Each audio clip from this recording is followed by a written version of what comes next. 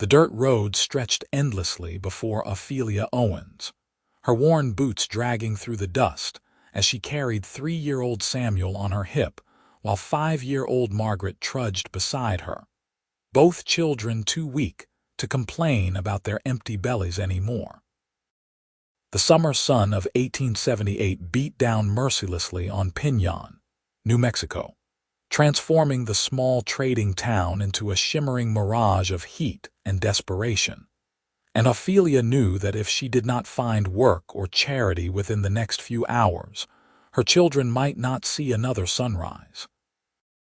She had walked from Las Cruces after her husband Jacob died from pneumonia 3 months prior, leaving them with nothing but debts to cruel men who took their small farm, their animals, everything they owned except the clothes on their backs and a single worn blanket.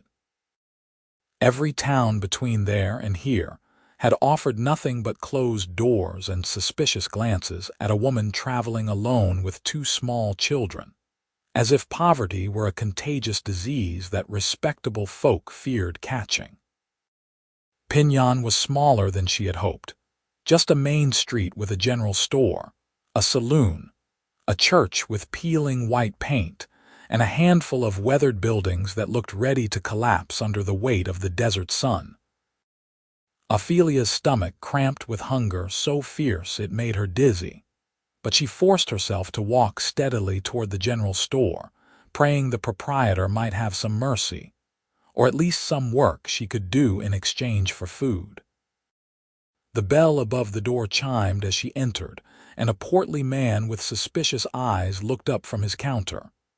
"We do not give handouts," he said before she could even speak. "I am not asking for charity, sir," Ophelia said, her voice hoarse from thirst. "I can work.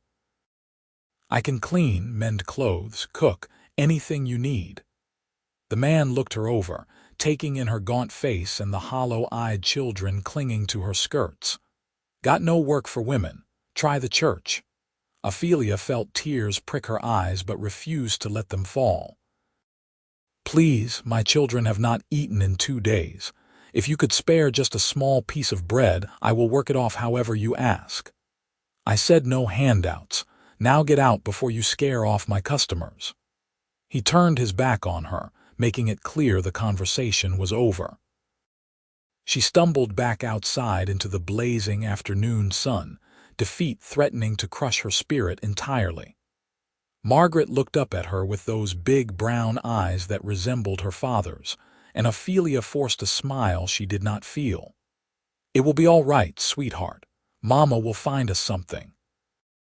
The church was locked when she tried the door, and no one answered her knocking. She sank down on the church steps, setting Samuel beside her while Margaret leaned against her side. Ophelia reached into her pocket and pulled out the last thing of any value she had, a piece of hardtack no bigger than her palm that she had been saving for an emergency. This qualified. She broke it into 2 pieces, giving one to each child. They devoured the stale bread hungrily, and Ophelia's stomach twisted with both hunger and love as she watched them eat. She could have eaten that hardtack herself, could have eased the painful cramping in her belly, but the thought of taking food from her children's mouths was unbearable. "Mama, are you not hungry?" Margaret asked, her small face concerned despite her own obvious hunger. "I ate earlier, sweetheart," Ophelia lied, stroking her daughter's tangled blonde hair. "You and Samuel need to keep your strength up."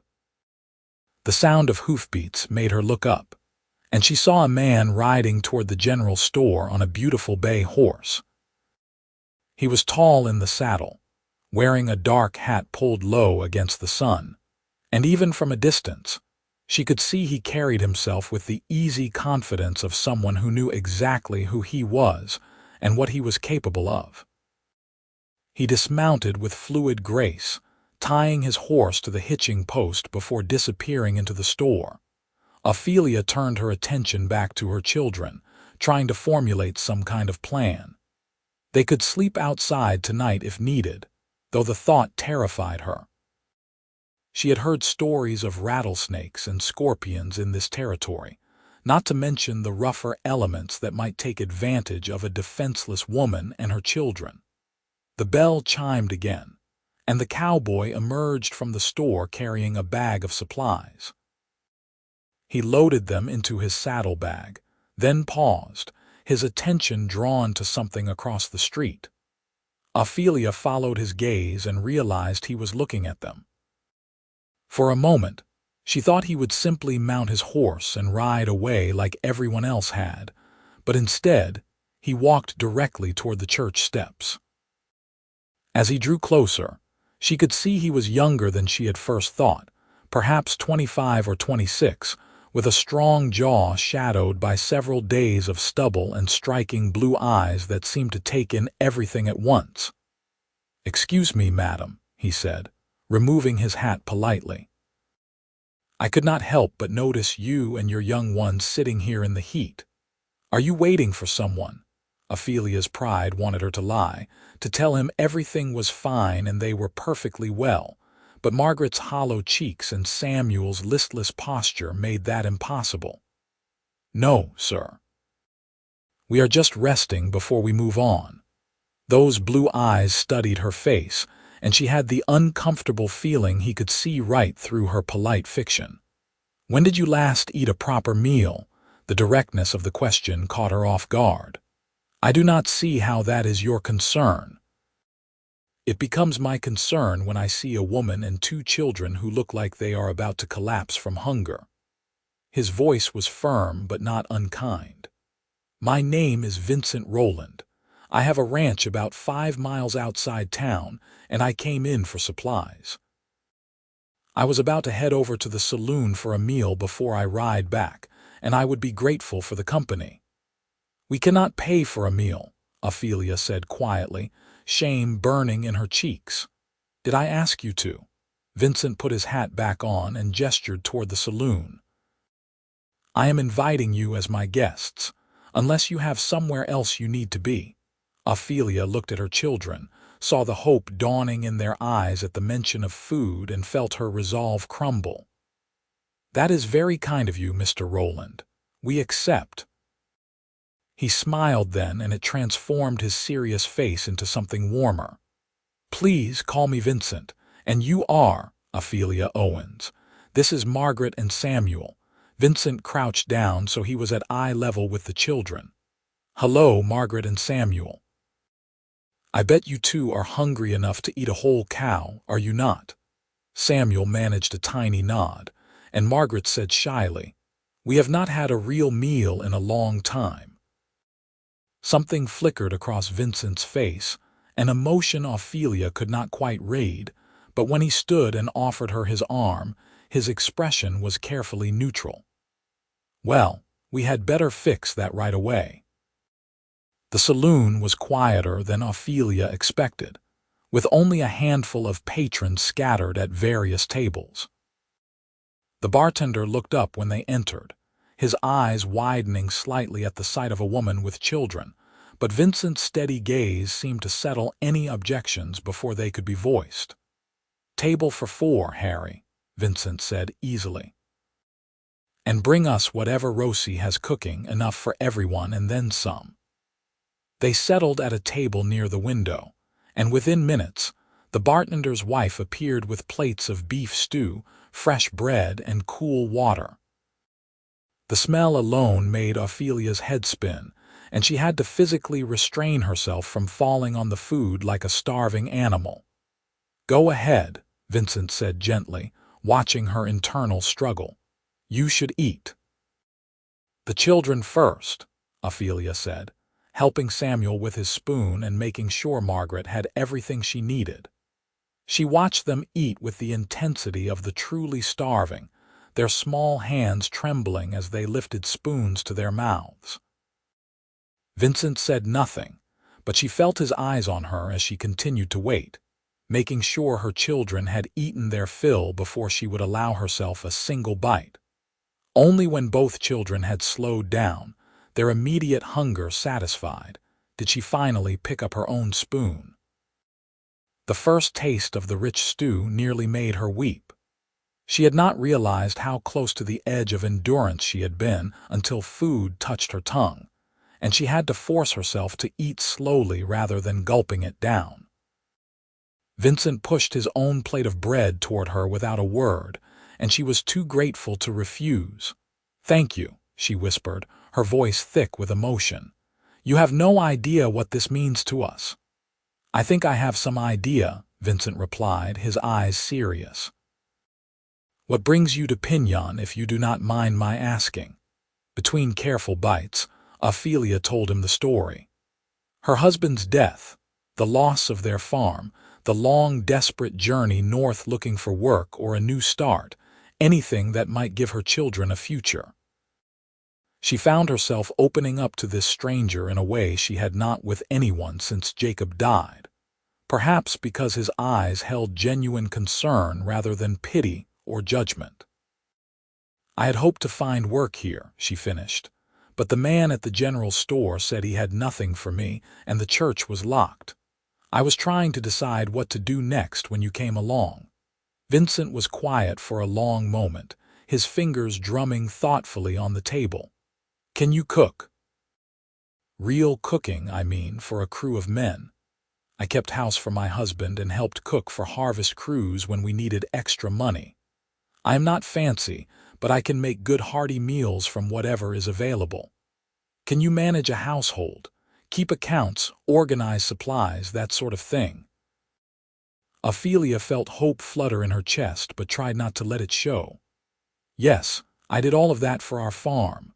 Vincent leaned back in his chair, studying her with those penetrating blue eyes. "I have a problem, Mrs. Owens. I run a cattle ranch with 6 permanent hands and hire on extras during roundup and branding season. I have been cooking for them myself along with everything else, and I am doing a poor job of it. The men complain constantly. We go through supplies too fast because nobody is tracking them properly, and the bunkhouse looks like a tornado hit it most days. I need someone to run the household side of things, someone who can cook decent meals, keep the place organized, and make sure we are not wasting money on supplies we do not need." He paused, letting his words sink in. "It would be hard work, Mrs. Owens. 3 meals a day for 7 to 10 men depending on the season, plus keeping the main house and helping with basic ranch tasks when needed. But it comes with a small cabin on the property where you and your children would live, plus fair wages and all the food you can eat." Ophelia stared at him, barely able to believe what she was hearing. "You would hire me, just like that? You do not even know me."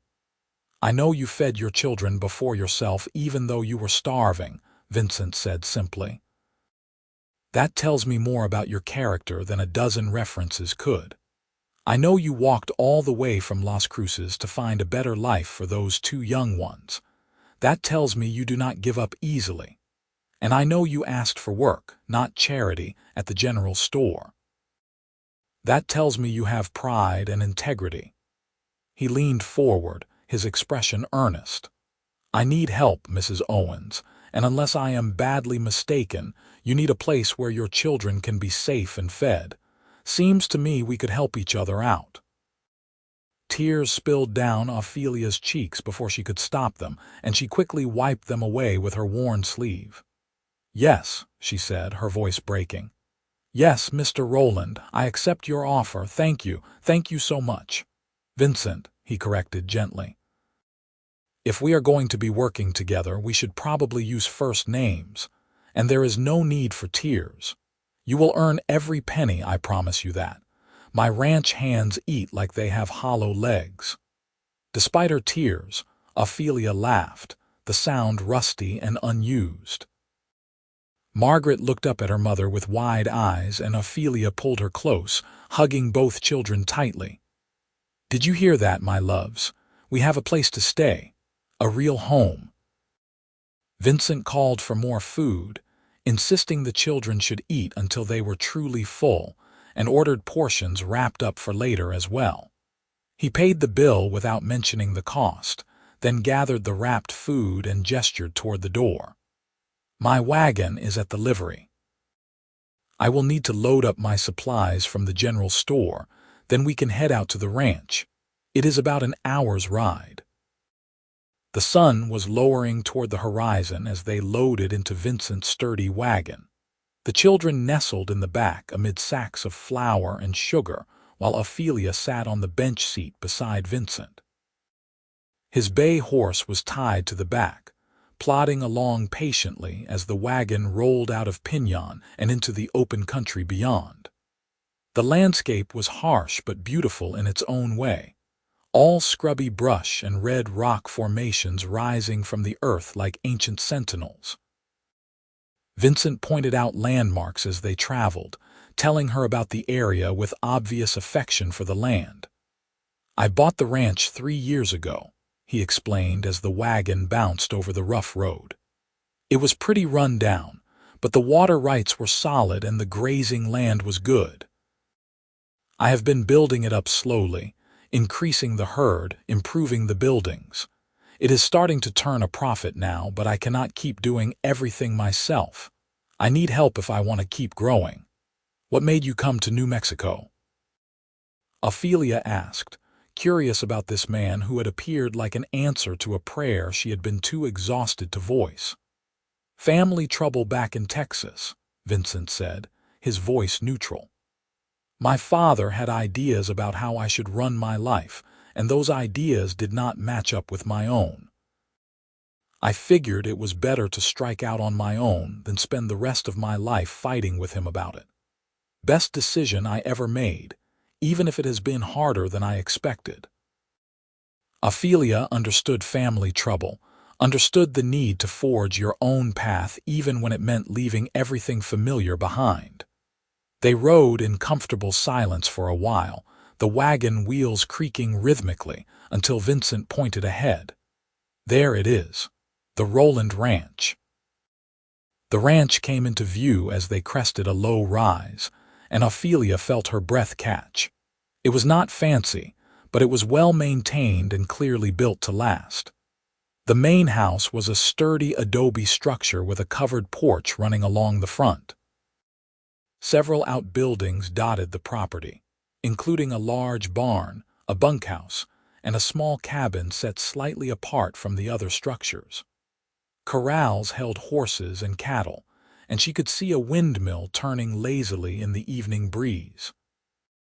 The cabin there is yours, Vincent said, nodding toward the small building. It has 2 rooms, a wood stove, and a decent roof. I had been using it for storage, but we cleaned it out last month. It needs some fixing up, but it is livable. Several men emerged from the bunkhouse as the wagon pulled into the yard, their faces curious as they took in the unexpected visitors. Vincent brought the wagon to a halt and jumped down, then helped Ophelia and the children down with easy courtesy. Men, this is Mrs. Ophelia Owens and her children, Margaret and Samuel, Vincent announced. Mrs. Owens will be taking over as cook and housekeeper starting tomorrow. I expect you to treat her with respect and follow her rules regarding meals and cleanliness. Anyone who has a problem with that can collect their pay and move on. A wiry man with gray in his beard stepped forward, his weathered face breaking into a grin. Does this mean we will finally get some decent food around here, boss? If you are lucky, Tom, Vincent replied with a slight smile. Mrs. Owens, this is Tom Fletcher, my foreman. He has been with me since the beginning. The rest of these troublemakers are Pete, Carlos, Jimmy, Jack, and Luke. Each man nodded or tipped his hat as his name was called, and Ophelia felt some of her nervousness ease at their friendly faces. They were rough men, weathered by sun and hard work, but she saw no meanness in their expressions, only curiosity and what looked like genuine pleasure at the prospect of better meals. Pleased to meet you all, Ophelia said. I promise to do my best to keep you well fed. That is all we can ask, Tom said. Welcome to the Rowland Ranch, madam. Vincent showed them to the cabin as the sun finally dipped below the horizon, painting the sky in brilliant shades of orange and purple. The cabin was small but clean, with a main room that held a stove, a rough table and 2 chairs, and a smaller back room with a bed frame and a few pegs on the wall for hanging clothes. "I know it is not much," Vincent said, looking around the sparse space. "But we can bring over some supplies from the main house, get you set up properly. There are blankets and such in storage, and we can make the children a pallet on the floor until I can get another bed frame built." "It is perfect," Ophelia said, and she meant it. After sleeping in abandoned barns and under bridges for the past weeks, the cabin felt like a palace. "Really, Vincent, this is more than enough." He looked at her for a long moment, and something passed between them in the dim light, a connection that went beyond employer and employee. Then he cleared his throat and stepped back. "I will have Tom bring over some basic supplies tonight so you can get settled. Come to the main house in the morning around 5, and I will show you the kitchen and the larder. Breakfast is usually at 6, dinner at noon, and supper at sunset." "I will be there," Ophelia promised. True to his word, Tom appeared within the hour carrying an armload of blankets, pillows, basic dishes, and a lantern. He was followed by Jimmy with a basket of food, enough to last them several days. The kindness of these rough cowboys made Ophelia's throat tight with gratitude. That night, she tucked her children into the makeshift bed on the floor, surrounded by more blankets than they had seen in months, their bellies full for the first time in she could not remember how long. She knelt beside them in the lamplight, stroking their hair as they drifted off to sleep with small smiles on their faces. "Thank you, God," she whispered into the quiet cabin. "Thank you for Vincent Rowland and for this chance. Please help me to be worthy of it." She barely slept that night, too keyed up with nerves and hope to fully relax. When the first gray light of dawn crept through the cabin window, she was already dressed in her least worn dress, her hair braided and pinned up neatly. Margaret stirred as Ophelia moved about, and she kissed her daughter's forehead. "Stay here with Samuel, sweetheart. Mama has to go start work, but you can sleep as long as you want. I will come check on you later." The main house was already showing signs of life when Ophelia approached, smoke rising from the chimney. She knocked softly on the door, and Vincent opened it almost immediately, looking slightly disheveled and very awake. "Morning," he greeted her. "I hope you slept well." "Very well, thank you." "Where would you like me to start?" Vincent led her through the house, and Ophelia tried not to let her surprise show at the state of things. It was clear that, capable as Vincent was at running a ranch, housekeeping was not his strong suit. Dust coated most surfaces, dishes were stacked haphazardly in the kitchen, and the whole place had the slightly neglected air of a space no one had time to properly care for. The kitchen itself was actually quite nice, with a large cast iron stove, good counter space, and a larder that was well stocked but disorganized. Vincent showed her where everything was kept, then stepped back with an almost sheepish expression. "I know it is a mess. I have been focusing on the ranch work and letting everything else slide. That is why I need help. It is nothing that cannot be fixed with some elbow grease and organization," Ophelia assured him. "You go do what you need to do. I will have breakfast ready by 6. She rolled up her sleeves and got to work, moving through the kitchen with practiced efficiency. She found eggs, bacon, potatoes, and flour, and set about making a breakfast that would stick to the ribs of working men. As the sun rose fully over the horizon, the smell of coffee, frying bacon, and biscuits filled the house. Vincent appeared first, following his nose to the kitchen with an expression of almost comical hope. "Is that coffee I smell? Fresh pot. Help yourself." Ophelia gestured to the stove where the pot sat steaming. "Breakfast will be ready in about 10 minutes. Should I ring a bell or something to call the men?" There is a bell on the porch. Give it a good ring and they will come running, especially once they smell what you are cooking." The men did indeed come quickly, filing into the dining room with faces freshly washed and hair slicked back in an attempt at neatness. Ophelia served platters of scrambled eggs, crispy bacon, fried potatoes, and golden biscuits with butter and jam, then stood back nervously as they dug in. The silence that fell was absolute as the men tasted the food, and then Tom let out a low whistle. "Lord have mercy, this is the best meal I have had since I left my mother's kitchen." The other men voiced enthusiastic agreement through mouthfuls of food, and Vincent caught Ophelia's eye across the table, giving her a subtle nod of approval that warmed her more than any amount of praise. She settled into the rhythm of ranch life with surprising ease. The work was hard and the hours long, but it was satisfying in a way her previous life had never been. She cooked 3 hearty meals a day, kept the main house clean and organized, and managed the household accounts with careful attention to every penny.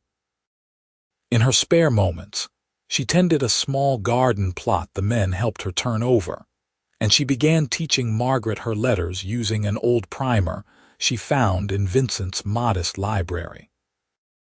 The children thrived in the clean air and regular meals, their hollow cheeks filling out and their energy returning. Samuel toddled after the ranch hands whenever Ophelia let him, and they treated him with gentle patience that brought tears to her eyes. Margaret helped her mother in the kitchen, learning to cook and manage a household just as Ophelia had learned from her own mother years ago. As summer gave way to fall, Ophelia found herself watching Vincent more than was strictly appropriate. She told herself it was simply gratitude for his kindness, appreciation for his fairness as an employer, but she knew it went deeper than that. She noticed how he was always the first one up and the last to bed, working harder than any of his men. She saw how he treated everyone with respect regardless of their station, how he was quick to laugh at himself and slow to anger at others. She watched how gentle he was with her children, letting Samuel ride on his shoulders and teaching Margaret about the horses with infinite patience. And sometimes, she caught him watching her in return with an expression she did not dare analyze too closely. The first real conversation they had beyond work matters came on a cool October evening. Ophelia had finished cleaning up after supper and was sitting on the porch of the main house, enjoying the sunset and the brief moment of rest before she needed to return to her cabin. Vincent emerged from the barn and paused when he saw her, then climbed the steps to join her. "Mind if I sit?" he asked. "It is your porch," Ophelia pointed out, but she smiled to take any sting from the words. He settled into the chair beside her with a sigh of tired contentment, stretching his long legs out in front of him. "That was an excellent supper tonight. The men are getting spoiled having such good food. They work hard. They deserve good food." They sat in comfortable silence for a moment, watching the sky turn from gold to pink to deep purple. Finally, Vincent said quietly, "You have been here 3 months now. Are you happy?" "I mean, is this arrangement working out for you and the children?" Ophelia turned to look at him, surprised by the uncertainty in his voice. "Are you unhappy with my work?" "What? No, not at all. You have been—" He paused, searching for words. "You have been incredible, Ophelia. The whole ranch runs smoother with you here. The men are happier, I am less stressed. Even the books balance better now that you are keeping them. I just wanted to make sure you were content, that you did not feel trapped here or wish you were somewhere else." "Trapped?" Ophelia shook her head, feeling emotion well up in her chest. "Vincent, 3 months ago my children and I were starving and homeless. You gave us shelter, food, safety, and purpose. I have never felt less trapped in my life. This is the first time since Jacob died that I have felt like we might actually be all right." He turned to face her fully, and the intensity in his blue eyes made her breath catch. "You are more than all right, Ophelia. You and those children are the best thing that has happened to this ranch." To me. The air between them felt charged with something neither of them was quite ready to name. Ophelia swallowed hard. "Vincent, Papa Vince." Samuel's voice carried across the yard as the little boy came running from the cabin, Margaret trailing behind him with an apologetic expression. "Papa Vince, come see the bug I found." Vincent's eyes widened slightly at the name the 3-year-old had bestowed on him, and Ophelia felt heat rise in her cheeks. "Samuel, Mr. Rowland is busy. You should not bother him." "I am never too busy for these two," Vincent said, standing and crouching down to examine the beetle Samuel held cupped in his small hands. "Well, would you look at that? That is a fine bug, Sam. Very impressive." Margaret reached the porch, slightly out of breath. "I am sorry, Mama." I tried to stop him, but he wanted to show Mr. Rowland. "It is all right, sweetheart." Ophelia stood as well, the moment broken but not forgotten. "We should get back to the cabin and let Mr. Rowland rest." "Actually," Vincent said, still examining the beetle with serious attention, "I was thinking about taking a ride out to check the south fence tomorrow afternoon. It is beautiful country out that way. I thought maybe you and the children might like to come along, see more of the ranch. We could pack a picnic." Margaret's face lit up with excitement, and even serious-minded Ophelia felt a flutter of anticipation. "Are you sure we would not be in the way?" "Positive. It will be a nice break for all of us." Vincent released the beetle back into Samuel's hands. "What do you say, Sam? Want to go on an adventure tomorrow?" "Yes," Samuel shouted, bouncing on his toes. Adventure! The next day dawned clear and bright, perfect for riding. Ophelia packed a generous lunch while Vincent readied the wagon and a gentle mare he said would be perfect for Margaret to ride. Samuel would ride with Vincent on his bay horse, and Ophelia would drive the wagon, though Vincent promised to stay close. The south pasture was indeed beautiful, with rolling grassland giving way to rocky outcroppings and stands of piñon pine. They stopped by a small creek where cottonwood trees provided shade, and the children immediately began exploring while Ophelia and Vincent spread out the picnic. "They are good children," Vincent said, watching Margaret help Samuel across a fallen log. "You have done an amazing job raising them, especially given everything you have been through."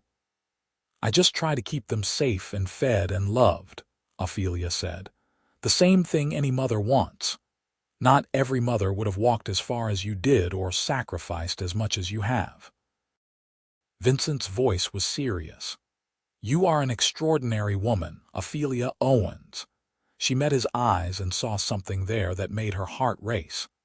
"And you are an extraordinary man, Vincent Rowland.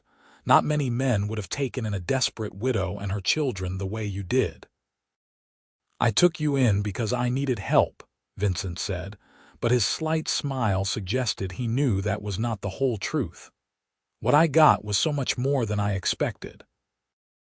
They were sitting close together on the blanket, and Ophelia found herself acutely aware of every detail about him: the way his hair curled slightly at his collar, the small scar above his left eyebrow, the calluses on his strong hands. When he reached out and gently tucked a loose strand of hair behind her ear, she did not pull away. "Ophelia," he said softly, "I know I am your employer and you might feel obligated to be kind to me. If I am reading this wrong, please tell me now and I will never mention it again. But I have to know, is there any chance you might feel the same way about me that I have come to feel about you?" Her breath caught in her throat. "And how do you feel about me, Vincent? Like I have been waiting my whole life for someone exactly like you to walk into it." His hand cupped her cheek, his thumb brushing across her skin with heartbreaking gentleness. "Like maybe God answered a prayer I did not know I was praying when he sent you to Piñon that day. Like I might be falling in love with you." Ophelia closed her eyes, letting the words wash over her. She had not expected to feel this way about anyone after Jacob, had thought that part of her heart was closed forever. But Vincent had somehow slipped past her defenses with his kindness and strength, his patience with her children, his quiet integrity. "I feel the same way," she whispered. "I have been trying to keep things professional, but Vincent, I cannot stop thinking about you, cannot stop hoping you might look at me the way you are looking at me right now." "Can I kiss you?" he asked, his voice rough with emotion. In answer, she leaned forward and pressed her lips to his. The kiss was gentle at first, tentative, as if they were both afraid of breaking the fragile moment. Then Vincent's arms came around her, pulling her closer, and Ophelia let herself melt into his embrace. It was like coming home after a long journey, like finding something she had not known she was searching for. "Mama, Papa Vince." Samuel's excited voice broke them apart, and they turned to see both children running toward them with armfuls of wildflowers. "Look what we found." They spent the rest of the afternoon exploring and playing, and if Vincent's hand found Ophelia's more often than necessary, and if their eyes met with new understanding and promise, the children were too happy to notice or care. That evening, after the children were asleep and Ophelia had finished her work, she found Vincent waiting on the porch again. This time when he reached for her hand, she did not hesitate to take it. "I want to court you properly," he said without preamble. "I know the situation is unusual, you living here and working for me, but I do not care what people might say. I want everyone to know that my intentions toward you are honorable. I want to build something real with you, Ophelia, a future, a family." "I want that too," Ophelia admitted. "But Vincent, you need to understand something. I come with complications. I have 2 children who will always be my first priority. I have no money, no family connections, nothing to bring to a marriage except myself and my work." "You bring yourself," Vincent said firmly. "That is everything I want. And as for the children, I already love those 2 like they were my own. Samuel calls me Papa Vince, and that makes my heart just about burst every time I hear it. I would be honored to be a father to them, to give them my name and my protection and all the love I have to give." Tears spilled down Ophelia's cheeks, and she let them fall unchecked. "How did I get so lucky to find you?" "I think we found each other," Vincent said, pulling her into his arms. "And I am never letting you go." The courtship that followed was one of the sweetest times of Ophelia's life. Vincent was attentive without being overbearing, romantic without being foolish about it. He brought her wildflowers from his rides around the ranch and made excuses to come to the kitchen just to talk to her while she cooked. He took the whole family on rides every Sunday, showing them every corner of the ranch and making plans for the future that included all of them. The ranch hands noticed, of course, but instead of gossip or disapproval, they seemed genuinely happy for their boss.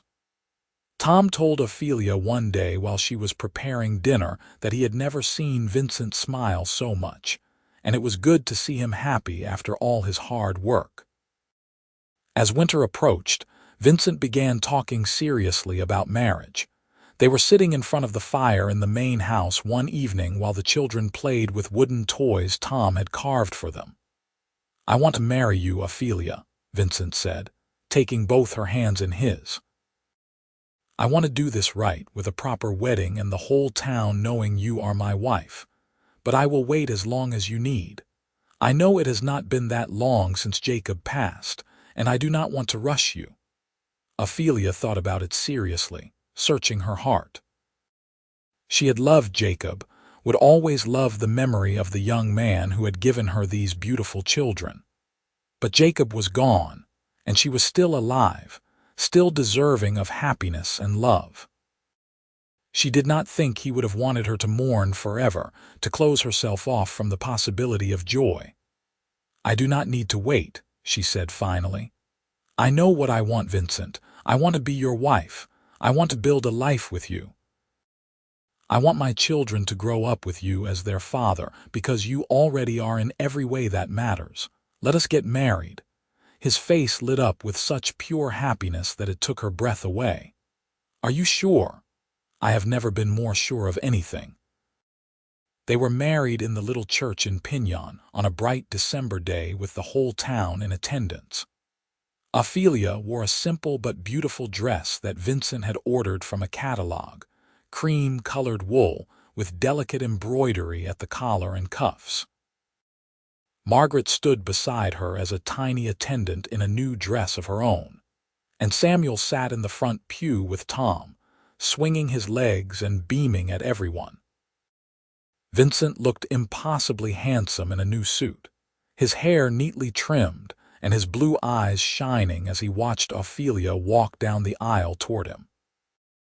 When the preacher asked if he took this woman to be his lawfully wedded wife, his "I do" rang out clear and strong, and when it was time to kiss his bride, he swept her into his arms with such enthusiasm that the congregation laughed and applauded.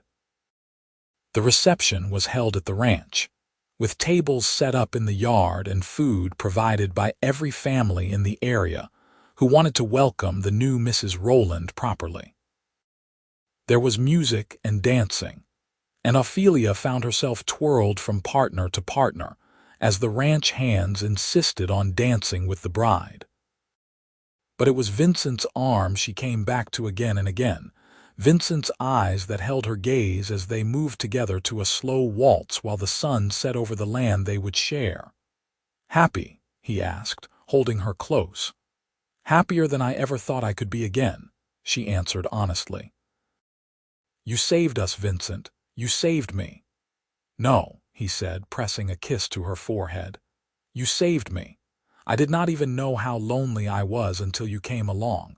This ranch was just a place I lived, but now with you and the children, it is a home. You made it a home, Ophelia." That night, after the guests had left and the children were tucked into their own room in the main house, Vincent carried his bride over the threshold of the bedroom they would now share. Their lovemaking was tender and passionate by turns, a physical expression of the deep emotional connection they had built over the past months. "I love you," Ophelia whispered in the darkness, her head resting on Vincent's chest as his arms held her close. "I love you so much it almost frightens me." "Do not be frightened," he murmured into her hair. "I will spend the rest of my life making sure you never regret choosing me. That is a promise, Mrs. Rowland." The years that followed were full of hard work and deep satisfaction. The ranch continued to grow and prosper under Vincent's careful management and Ophelia's efficient household organization. They added more cattle, improved the buildings, and hired additional hands as needed. Ophelia became known throughout the territory for her cooking, and more than one young cowboy signed on with the Rowland Ranch specifically because of the quality of the meals. Margaret and Samuel grew like weeds, healthy and happy and secure in the love of their parents. Vincent legally adopted both children, giving them his name and his full protection under the law. Samuel did not remember much of his biological father, and he called Vincent Papa without qualification. Margaret remembered more and sometimes spoke fondly of the man who had given her life. But she loved Vincent deeply and called him Papa as well, understanding that it was possible to honor one father's memory while embracing another father's love. 2 years after their wedding, Ophelia gave birth to a son they named Joshua Vincent Rowland. He was a big, healthy baby with his father's blue eyes and his mother's determined chin, and Vincent cried when he held his son for the first time, overwhelmed with the reality of this life he had helped create. "He is perfect," Vincent said, touching the baby's tiny hand with one work-roughened finger. "You are perfect. Our whole life is perfect." "Not perfect," Ophelia said with a tired but radiant smile, "but pretty close." 3 years after Joshua came a daughter, Emma Rose, who had her mother's blonde hair and a smile that could charm anyone from the day she was born. The ranch house rang with the sounds of children laughing and playing, and Ophelia sometimes had to stop in the middle of her work just to marvel at how different her life was from those desperate days on the streets of Pinyon. Vincent was an excellent father, patient and playful but firm when needed. He taught all the children to ride and rope, to respect the land and the animals they worked with, to treat everyone fairly regardless of station or circumstance. He made sure they got proper schooling, hiring a teacher from Santa Fe to come live on the ranch and educate not just his own children, but the children of his ranch hands as well. On their 5th wedding anniversary, Vincent surprised Ophelia with a beautiful new kitchen, expanded and modernized with the latest stove and all the conveniences he could find. "You spend so much time in here feeding all of us," he said when he showed it to her. "I wanted you to have the best workspace possible." "Vincent Rowland, this must have cost a fortune," Ophelia said, running her hands over the smooth new counters and admiring the spacious larder. "You should have spent that money on something for the ranch." "You are something for the ranch," he said, pulling her into his arms. "The heart of everything we have built here. I would spend 10 times as much if it made your life easier." She kissed him thoroughly, pouring all her love and gratitude into the embrace. "I love you. I cannot say it enough times. I love you. And I love you, every day more than the day before." As their children grew older, Margaret showed a talent for working with horses that rivaled her father's, and Vincent began teaching her the intricacies of ranch management, proud of her quick mind and natural leadership abilities. Samuel proved to have a gift for numbers and began helping with the ranch accounts and business dealings. Joshua was rough and tumble, always getting into some kind of mischief, but with a heart as big as the New Mexico sky. Emma was gentle and thoughtful, drawn to growing things, and she spent hours helping her mother in the expanded garden that now provided vegetables for the entire ranch. One evening when they had been married for nearly 10 years, Ophelia and Vincent sat on the porch of the main house, watching the sun set over land they knew every inch of. Their 4 children were playing in the yard, their laughter carrying on the warm summer breeze. Tom and the other ranch hands were finishing up the day's work, calling out friendly insults to each other as they headed toward the bunkhouse and the good supper they knew would be waiting. "You remember the day we met?" Vincent asked, reaching over to take Ophelia's hand. "You were sitting on the church steps with Margaret and Samuel, trying so hard to be brave even though you were at the end of your rope." "I remember thinking you were the answer to a prayer," Ophelia said. "An angel sent to save us." "No angel," Vincent said with a laugh. "Just a lonely rancher who needed someone to cook for his men." "Is that really why you helped us?" Ophelia asked, though she knew the answer after all these years. "Because you needed a cook." Vincent was quiet for a moment, then shook his head. "No. I helped you because when I saw you break that piece of hardtack in half and give it to your children even though you were starving yourself, I saw the strongest, bravest, most selfless person I had ever met. I saw the kind of woman I wanted in my life. The kind of woman I wanted to build a future with." He turned to face her fully, his blue eyes still as intense as they had been that first day. "I fell in love with you right then, Ophelia, before I even knew your name. I just had to figure out a way to keep you closed long enough to convince you to love me back." Ophelia felt tears prick her eyes, as moved now as she had been when he first told her he loved her all those years ago. "You convinced me pretty easily. You are not a hard man to love, Vincent Rowland." "Neither is one Ophelia Rowland a hard woman to love." He stood and pulled her to her feet, wrapping his arms around her waist and swaying slightly as if they were dancing to music only they could hear. "Thank you for taking a chance on me, for building this life with me, for giving me a family and a home and a reason to get up every morning with a smile on my face. Thank you for seeing me when I was invisible to everyone else," Ophelia said, resting her head against his chest and listening to the steady beat of his heart. "For feeding us when we were hungry, for making sure there was enough for everyone, for loving my children like your own, for loving me." "Always," Vincent promised, pressing a kiss to the top of her head. "I will always love you, Ophelia, until the day I die and beyond." They stood like that for a long time, wrapped in each other's arms while their children played and the ranch settled into the peaceful rhythm of evening. Ophelia thought about the long, desperate road that had brought her to Pinyon, the fear and hunger and uncertainty that had nearly broken her.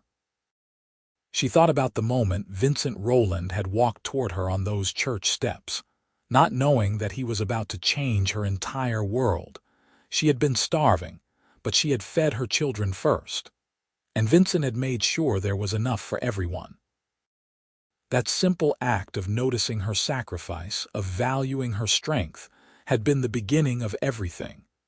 The beginning of their love story, their family, their life together on this beautiful, harsh land they had learned to call home. "Mama, Papa," Margaret called from the yard. "Come see the foal." She is finally standing. Hand in hand, Vincent and Ophelia walked down the porch steps to join their children, their family, their everything. The future stretched before them, full of promise and possibility, built on a foundation of love, sacrifice, and the unwavering certainty that they had found in each other exactly what they needed. The ranch would continue to grow and prosper over the decades to come. Margaret would eventually marry the son of a neighboring rancher, combining the two properties into one of the largest spreads in the territory. Samuel would go to university and return to manage the business side of operations, his sharp mind ensuring the family's financial security for generations. Joshua would become a renowned horse breeder, and Emma would marry a botanist and develop new drought-resistant crops that would help other ranchers survive the harsh New Mexico climate. But that was all in the future. Right now, in this perfect moment, Ophelia and Vincent stood with their children admiring a wobbly newborn foal, surrounded by the life they had built together from nothing but hope and hard work and love. The sun set behind them in a blaze of glory, painting the sky the colors of promise, and Ophelia squeezed Vincent's hand tight, feeling the answering pressure that told her he was thinking the same thing she was. They were home. They were together. They were exactly where they were meant to be. And it had all started because a cowboy named Vincent Rowland had looked at a starving woman feeding her children before herself, and decided to make sure there was enough for everyone. That single act of compassion had rippled outward, creating waves of love and family and belonging that would last long after they were both gone. Years later, when Ophelia was an old woman with silver hair and grandchildren climbing all over her lap, someone would ask her the secret to a long and happy marriage. She would smile her gentle smile and say simply, "Choose someone who sees you when you are invisible. Choose someone who feeds the hungry parts of your soul. Choose someone who makes sure there is always enough, not just of food but of love and kindness and grace." I found that in Vincent, and he found it in me, and that made all the difference. And Vincent, sitting beside her in matching rocking chairs on the porch of the ranch house they had built together, would reach over and take her wrinkled hand in his, pressing a kiss to her knuckles the way he had done thousands of times before. "The secret," he would add with a twinkle in his still bright blue eyes, "is to find someone worth fighting for, worth building for, worth waking up next to every single day for the rest of your life." I found that in Ophelia the day I saw her on those church steps, and I thank God every day that she let me into her life. Their grandchildren would roll their eyes at the mushiness of their grandparents, but secretly they would tuck those words away in their hearts, hoping to someday find a love even half as strong and true as what their grandparents shared. The Rowland Ranch would become legendary in New Mexico, not just for its success, but for the family that built it, a family founded on compassion and sustained by love. And at the heart of it all was the story of a desperate woman who fed her children before herself, and a lonely cowboy who made sure there was enough for everyone. It was a simple story, really, but the best love stories usually are. Not grand gestures or dramatic declarations, but small acts of kindness that build one upon another until they create something strong enough to withstand anything the world can throw at them. That was what Vincent and Ophelia had built together, and it was more than enough. It was everything.